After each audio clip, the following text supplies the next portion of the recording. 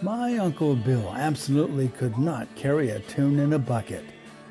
Once a week, when he sang at a small church in Jefferson, the people alongside him tithed a little extra to avoid any guilt feelings when quietly slipping out the back door to escape his singing.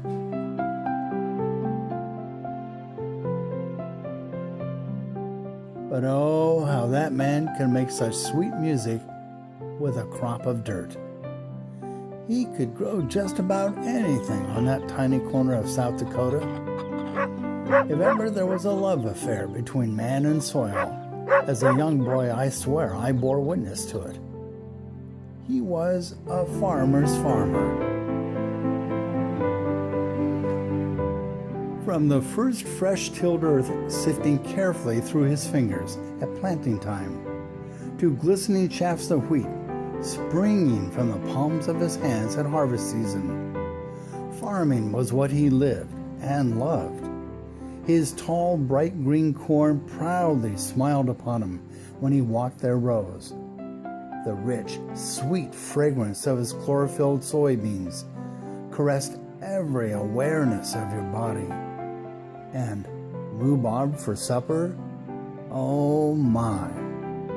Everyone loved him, and Clarice loved him. I loved him, and he loved sharing and giving to those around him, and no one or any one part of his ground was more important than the other. That was just how he was. He was what God wanted him to be, and it was all he ever wanted to do. And South Dakota was where he belonged. Before dawn, he would be milking the cows and working his magic with cantankerous machinery and temperamental tractors, and then work all day in the fields.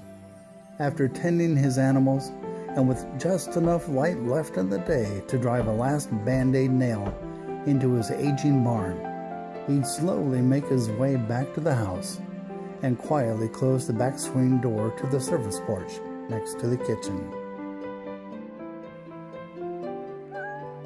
Boots off, he would exhale a long breath from the pain of tractor back, while Aunt Clarice would take his hat and sit him at her table.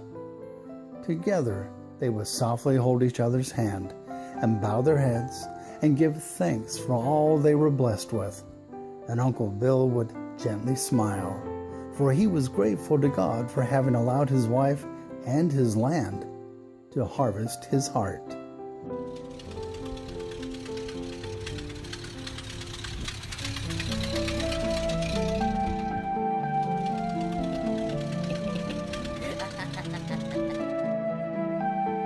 All the people who knew him, and many of those who did not, gathered at his small church in Jefferson to say a final goodbye to Uncle Bill on that clear, bitter cold Friday and bury him next to Aunt Clarice. They all cried, and they sang, and they were sure he was singing right alongside them. But this time, not one of them slipped out the back door, because, you see, they all loved this old farmer. He was, and always will be, a farmer's farmer.